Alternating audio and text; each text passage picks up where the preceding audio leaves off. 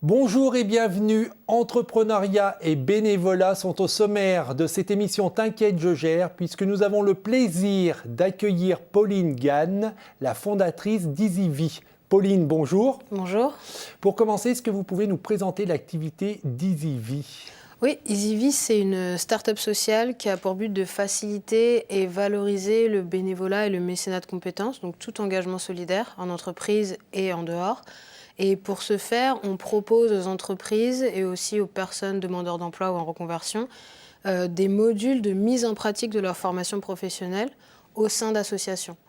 Donc c'est comme ça qu'on montre que l'engagement solidaire, c'est aussi un moyen de valoriser et de développer des compétences. C'est-à-dire que vous allez intervenir auprès d'une entreprise en disant vos salariés pourraient faire du bénévolat et vous aidez ces salariés à faire du bénévolat au sein d'une association en mettant en avant leurs compétences. Voilà, en faisant le lien avec des formations qu'ils ont pu suivre ou qu'ils suivent actuellement au sein de l'entreprise.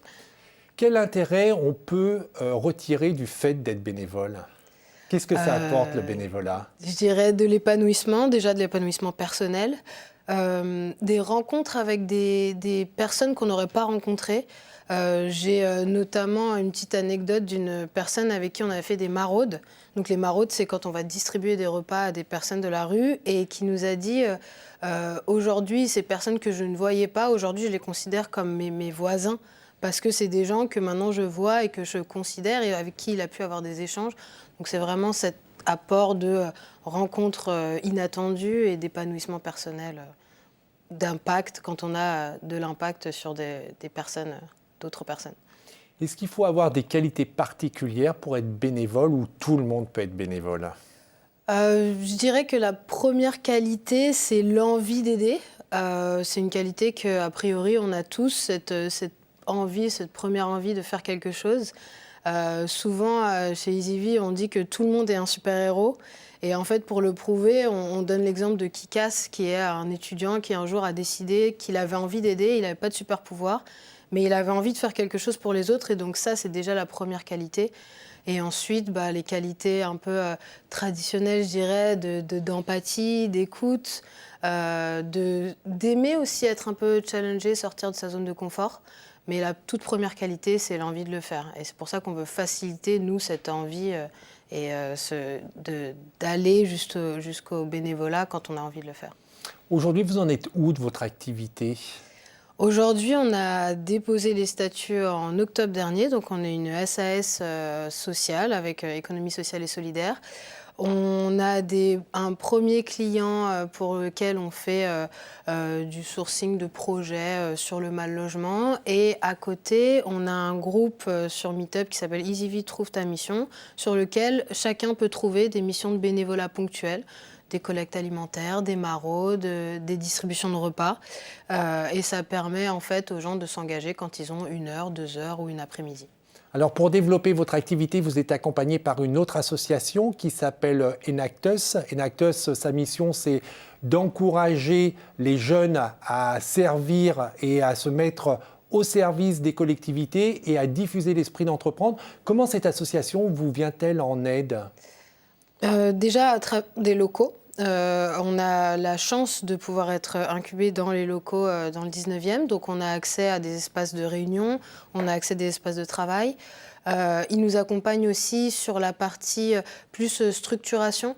Donc Enactus, c'est une association qui nous a accompagnés quand moi j'étais encore étudiante et que j'ai lancé mon projet. J'ai participé au programme Enactus qui aboutit à une compétition nationale au mois de mai. Et donc, ils nous ont accompagnés sur toute la structuration du projet et vraiment pouvoir aborder la phase de post-études et un peu le grand bain dans les meilleures conditions. Je pense que c'est fondamental, cet accompagnement. Ça permet d'aller plus vite et peut-être plus loin aussi. Ah oui, je pense que, en fait, c'est vraiment une structuration et une discipline qu'on ne peut pas forcément avoir seul. Et en fait, être dans un cadre, ça permet d'avoir des objectifs, d'avoir quelqu'un à qui, justement, on doit remettre ses objectifs. Donc, ça donne un peu cette organisation qui est clé et fondamentale quand on veut lancer son projet.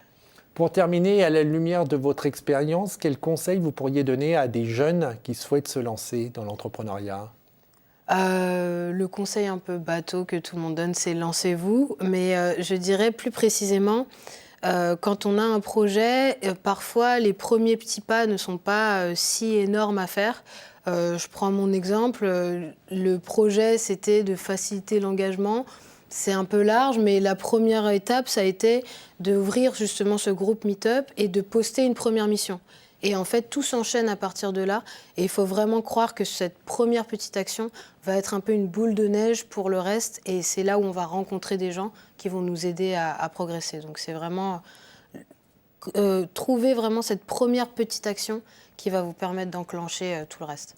Et je reviens sur le premier conseil, se lancer c'est peut-être bateau, mais il y a tellement d'entrepreneurs qui le répètent, c'est que je pense que ce premier pas est peut-être celui qui est le plus difficile à faire et qu'après, une fois qu'on est lancé, on fonce. Voilà, on a la dynamique, on a le momentum, mais c'est vrai que c'est pour ça que je reviens sur précédemment, le programme d'accompagnement, c'est aussi important pour se lancer et avoir ce déclic parce qu'on est accompagné et parce qu'on a des gens derrière nous pour nous pousser aussi. Pauline, bravo et merci beaucoup d'être venue sur ce plateau. Merci de m'avoir invitée. Et pour ceux qui voudraient en savoir plus sur votre activité, qui voudraient trouver une mission de bénévole ou si vous êtes une entreprise et que vous voulez développer le bénévolat auprès de vos salariés, vous allez sur le site de Pauline, c'est easyv.fr. easyv.fr. Si vous voulez bénéficier de témoignages de jeunes entrepreneurs ou bénéficier d'expertise, de réseaux d'accompagnement, de réseaux de financement ou des conseils, vous filez tout de suite sur kangai.fr. Et pour revoir cette émission tranquillement, c'est demain.fr. On se retrouve la semaine prochaine, mais en attendant... T'inquiète, je gère.